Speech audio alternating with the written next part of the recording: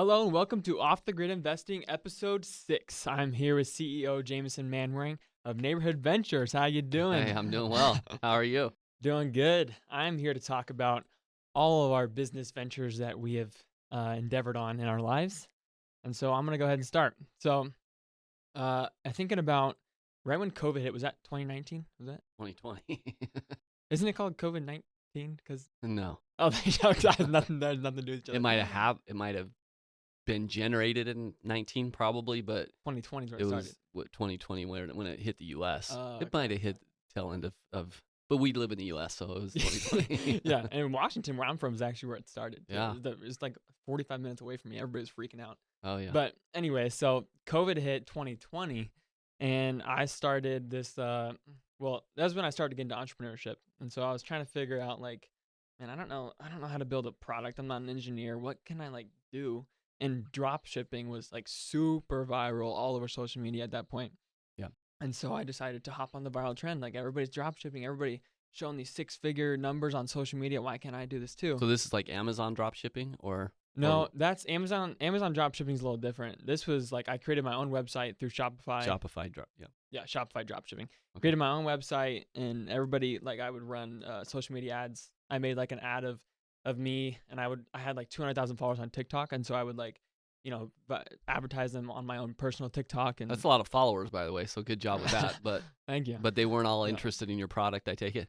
They weren't. They weren't. I did so I started the business, and my theory was that okay, COVID's starting, everybody's gonna stay home for a while. We didn't know exactly how long, but I thought everybody's gonna stay home, and so everybody's gonna be on their computers more because that's how they're gonna communicate with their friends now. Instead of in person, they'll be on their computers. So they need to protect their eyes. So and I was mostly thinking about like moms worried about their primary, maybe middle school aged kids, and then being on computers all day learning. And so I was like gonna market to mothers and fathers between the ages of 28 and like 50 because those are the ages of people who have kids like middle school, primary school. And so I did that on Facebook. I would create these I did run some ads, and then I on my personal TikTok run some ads there too. And I try and sell these blue light glasses, which were, I mean, let's be honest, they were a piece of crap. Like they were from Where'd you get them? China? yeah. So there's Oh, these websites that'll let you drop ship from them. They're like suppliers. yeah. It's called like Alibaba. It's all made in China. It's all plastic pieces of crap. And like these are like I guarantee you these do nothing for your eyes. So so I sold people these pieces of crap that shipped in like 6 weeks. Yeah. So and Amazon shipping How and much were they? I want to say around $20, and they cost me $1.22 a piece. Okay. So I mean, good margins, but pieces of What crap. about the shipping? Is that part of that? That's on top of the 122, I assume. I think shipping was included in the 22 Oh, in the because shipping is actually pretty cheap. I was getting it in bulk sort yeah. of thing. Okay. They would only ship once X amount of people would order them, which is Right. why some people it would take 2 days to ship. Some people would take 6 weeks, maybe 8 weeks, something like that. Yeah. So it was a terrible business model. How many did you sell? I sold so my first week I actually did pretty good, and I almost all of them from my personal TikTok. People just wanted to support me because they like watching me on TikTok, and I think I sold 2 from my personal TikTok, so $40. And Wait, then wait, that's good. that's good. Okay. Okay, I don't want to hear it. That's good for a It's startup better cost. than zero. Yeah. For startup costs that are like what $200 or something. That's Yeah. pretty good. I mean, that's 40. You're already making up 40 out of $200. You already made up what a fifth year cost there. Well, yeah. So 2 conversions out of 200,000 subscribers. So the conversion rate Oh, could use a little okay. bit of improvement, but you know. Okay, but the videos didn't necessarily get 200,000 views. Yeah. So I created this business selling these pieces of crap glasses, and I think the moral of the story of what I learned in that business is that you can't go into a business with the goal of just making money. You got to be either interested, passionate about whatever you're selling, whatever you're doing in the business. Otherwise, there's no why like behind your business, and you're gonna get burnt out. And people aren't like, if you go into a business just trying to make money, no one's actually gonna want to buy your product because it's not gonna be a good product. Yeah, and it's also that you don't know that until you start and do it. So every entrepreneur that you talk with, they've tried different things. I think that's the most important thing. It's really unlikely you're gonna hit the gold mine with your first project, and that's a great learning. Also, product matters. Yeah. So you had a thesis around where you thought people would buy these based on COVID, and I think that's pretty smart to kind of think it through. I don't think the thesis ended up being correct. You could Yeah. call it a thesis or the hypothesis. If you think about the scientific theory, you have a hypothesis, you try it, you test it, you see if it worked out. And I don't see people wearing these glasses all the time, around And here. But I honestly think that if I had like pursued this, if I was passionate about this, I probably could have honestly made this a business because there's companies out there who specifically sell blue light glasses. Like I had these like ideas, I had written down these like vision for the future is like I eventually want to get it to where these glasses can be like prescription and you can go in and type in your prescription and we'll like do this and I'll have like a fulfillment center and like all this like Yeah. stuff.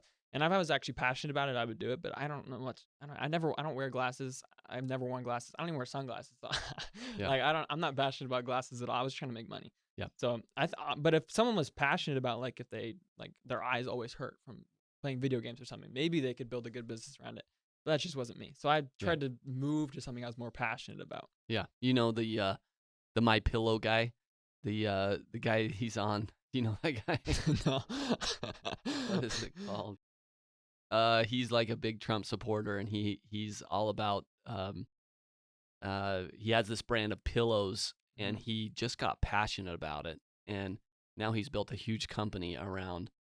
It's called My Pillow, and it's like a decent product, but he's so into it that he sells it. He's on all their commercials. Mm-hmm. You don't want to be the My Pillow guy in real life, but from a business standpoint, that's the sort of passion you need. Or it's like that. What's that sealant duct tape? It's like the clear guy, the guy who sells that duct tape. He's like super passionate. Like who's Yeah. passionate about duct tape? Yeah, there's some people out there that get Yeah. passionate about that stuff, and I'm glad they do. Yeah. Do you have any stories like that where it's like you did stuff to just make money, but you kind of want to like just get away from it eventually? Yeah, my first business was a telemarketing business. Mm-hmm. I was telemarketing in my sophomore year of high school. Did decent at it, and And what is telemarketing? telemarketing is calling people on their phone and trying to sell them something. Typically, it's What like were you selling? the first thing I sold were concert tickets Mm-hmm. Oh, to a concert that was coming up. okay. It was for like a charity event, and that got me into it. I hated that, but I transitioned that, and I was selling insurance leads. So I had a cousin who was an insurance broker for Allstate, and I would just call people out of the phone book and say, "Hey, we'll give you a quote for free. What do you pay on your insurance?" And every morning he'd come in and have 4 people to follow up with, and he ended up being the number 1 insurance agent in the Mountain West because I was doing that, and I was killing it. You're making someone else rich. Every morning he would come in and he'd have 10 leads. And then I hired a couple of my friends, trained them how to do it. We were doing it in his office in the evenings. He would leave and his secretary would leave, so would use their phones and their desks because the best time to call people is at night. Mm-hmm. Telemarketing now is kind of illegal. Like there's a bunch of stipulations around the do not call You list can and get stuff. sued if you're on the do not call. If you call people and like Yeah. whatever. I don't know how it works, but Yeah, back then it was kind of Wild West. Yeah. So we were just calling people straight out of the phone book, and there also used to be phone books. I don't know. You probably don't know what a phone book is. I do. We used to get them like for Okay. maybe the first couple years of my life. Yeah. It's crazy, but you go through. I look up your name, Lupus. Mm-hmm. There's your name, Grayson, and your phone number's right there. It's Wow. actually pretty cool. Yeah. We don't have those anymore, but we used to tear a page out, and I'd say, "Okay, Grayson, call all these people, and when you've called them all, I'll give you a new page." Oh my gosh, that sounds terrible. So oh. we were God. generating leads there. Then my brother was in the mortgage business, and he said, "Well, I need you to start doing some leads for me." So I started a little company, and I had about 10 of my friends. My senior year of high school, I had about 10 of my friends.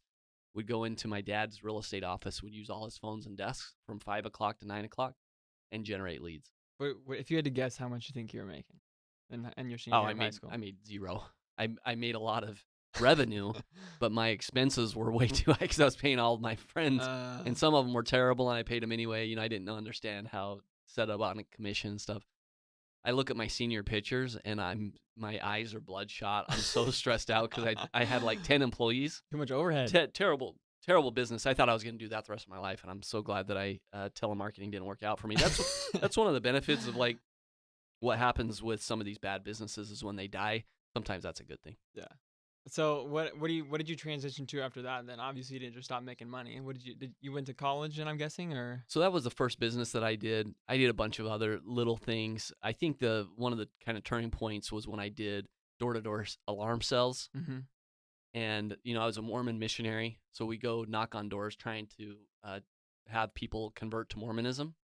And when you do that, you get really comfortable knocking on doors. Yeah. So we had to do that 10 hours a week when I was like 19 to 21. So when I came back from that, all my friends, we had all come back from these Mormon missions, and we all went out and started selling alarms door to door. Mm-hmm.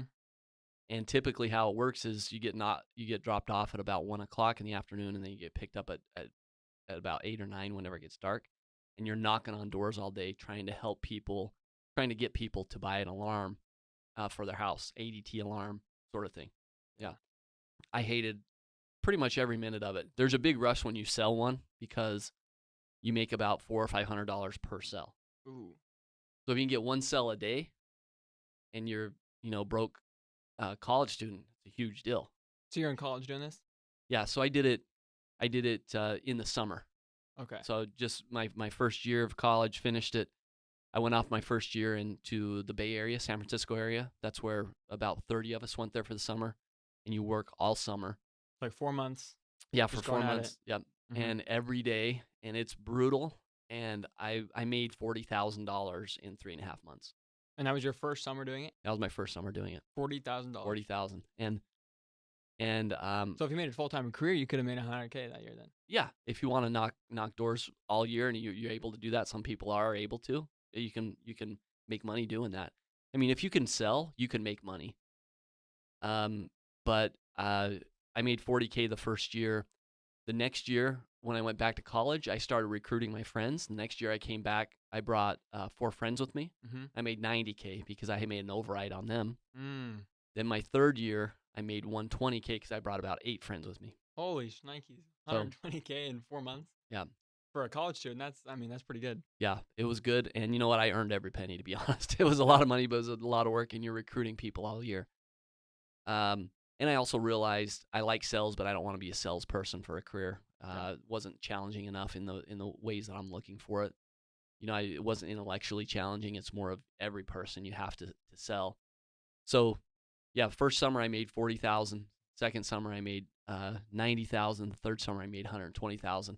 And then it gave me so much motivation to go and get an internship in New York Mm-hmm. on Wall Street because I was going to do anything that I could to not have to go sell door to door again that next year. Yeah, I probably knocked about 10 doors in my life, made about $0, and that was enough for me. So I can't imagine doing it for You got to knock on a lot of doors to make a sell. Yeah. So it's you got to have some real resilience and push through it. I was knocking on doors trying to get people to sell their house essentially to me when I was going to go sell it to somebody else, which You is were doing wholesaling. wholesaling. Yeah. Which, I mean, it's a career for some people, but it's not. I don't think it's not a real career. You're basically scamming people out of their house. Yeah, so you've done drop shipping, you've done wholesaling, you've hitting all these hot. I'm hitting all the jobs. bright, shiny objects, But I eventually moved from those kind of, bright, shiny, they're not actually interests of mine, to teaching piano lessons, which I didn't really want to do in the beginning because it's not like it's not this like bright and shiny object that it's like, oh, everybody wants to teach piano lessons. No one wants to teach piano lessons till kindergartners through 4th grade.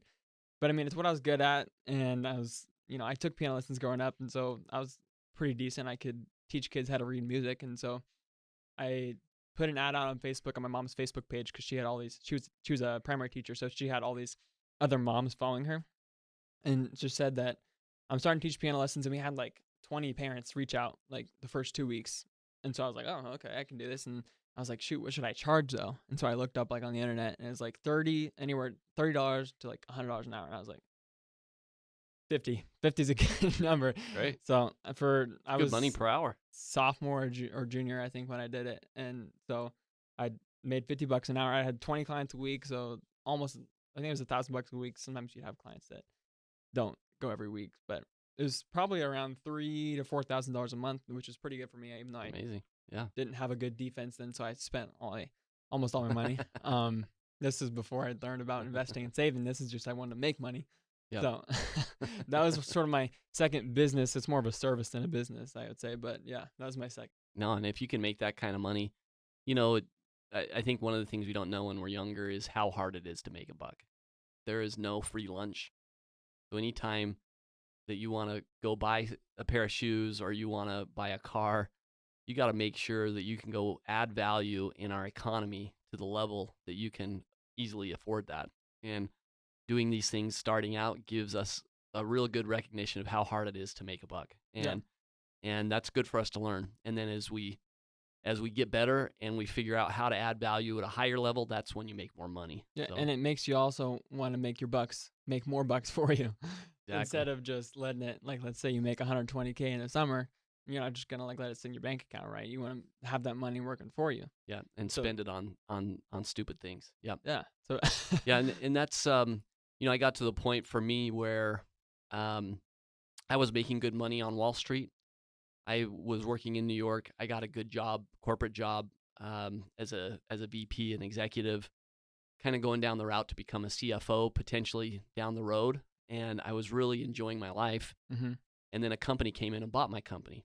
And what happened then was all the equity that I had earned went away and was cashed out, which was a great thing. But my job also went away.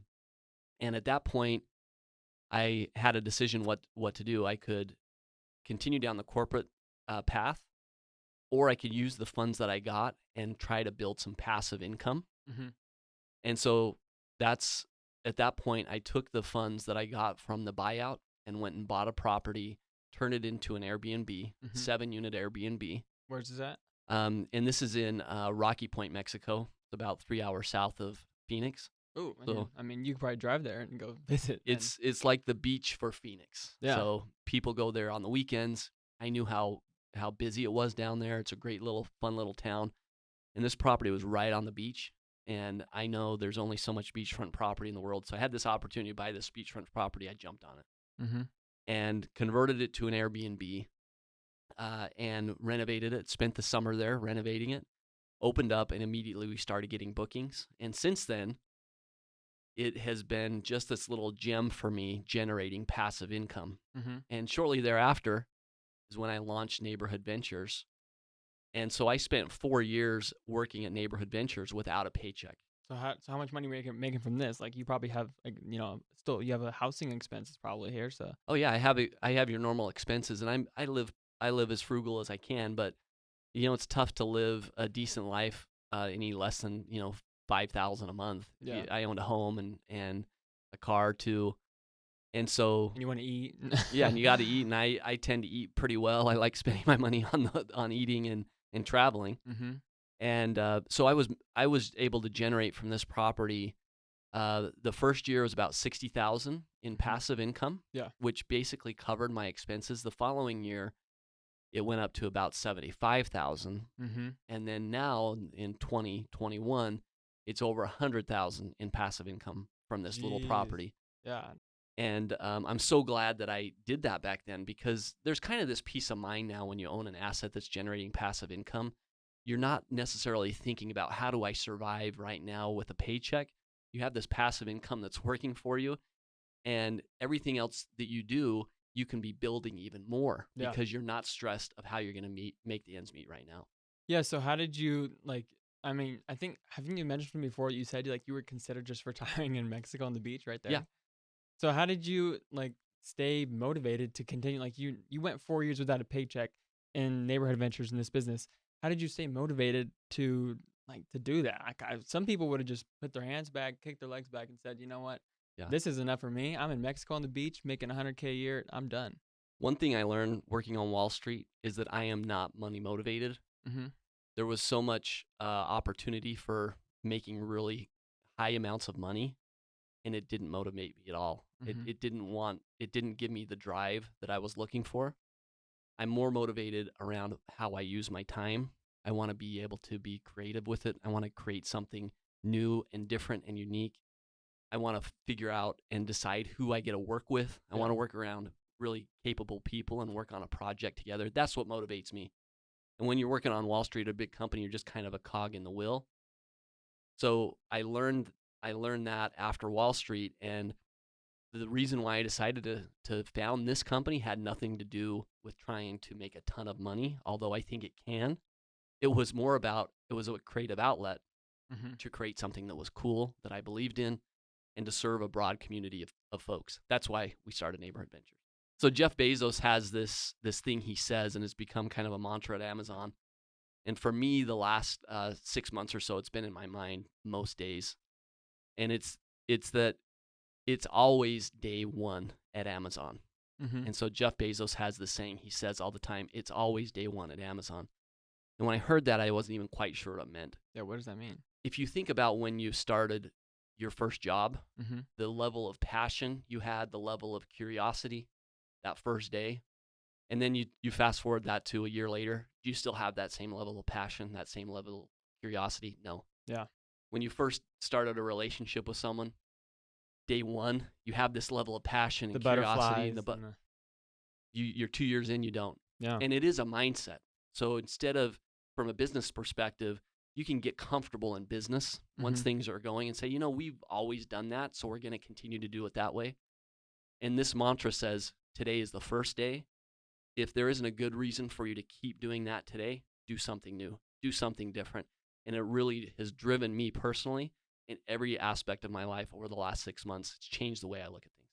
Yeah, and usually it's like larger companies that struggle with having like the motivation and being able to change, because large companies, like, they have to change so much in order to change one thing. So it's like, with one example I could think of is like Mark Zuckerberg and Facebook, and how their stock was going down. They weren't a dying company, but they weren't growing anymore. And then when they bought Instagram and they introduced Reels, their stock went up like crazy. It's like, because it's basically TikTok for Instagram. Right. And so when they introduced Reels, everything, like, that was their change that they made. And now they're making all sorts of changes. I mean, they're going to the metaverse, and they're like, everything they're about to do is, I mean, they're going to expand like crazy. And we take that for granted in our society today, because these tech entrepreneurs, as much as they get a bad rap, they are continually pushing the envelope on what their company does and initiatives that they want to do. Most companies in that situation, they just milk it. Yeah. They become what's called a cash cow. They just take in as much money as they can. They stop innovating. And we're lucky that we live in a society that values innovation instead of just cash returns. We would instead, companies like Facebook, invest that money and go do something new. Yeah, I think one common theme among all these people, among like Elon Musk, Jeff Bezos, Mark Zuckerberg, even you and Neighborhood Ventures, is that they're all transformational. Yeah, I'm glad you mentioned me in that group, and What? we're definitely in the same. Yeah, you guys sphere. are all in the same category. I mean, in the grand scheme of things, but is that you're all transformational leaders, and that you're not looking to do the same thing that Billy Bob Joe did like 20 years ago, like in real estate. You could go to your rich friends and you could say, hey, I have this deal. I can get you a X% return each year, and you can make $1 million more that you already have. But instead of doing that, which you easily could have done, you went and you said, I'm going to create something for the everyday investor. I'm going to create something that anybody can invest in. I'm going to do something new that nobody's ever done before. Yeah, and you have to go to your motivation. How do you want to spend your life? What do you want to work on? We only got to work on so much in our life. So for me, having some passion around the work that I'm doing, believing in the work that I'm doing, working around people who are intelligent and pushing, that's non-negotiable with how I spend my time. And so starting a company like that, even though there's all these challenges ahead of me, it was a no-brainer.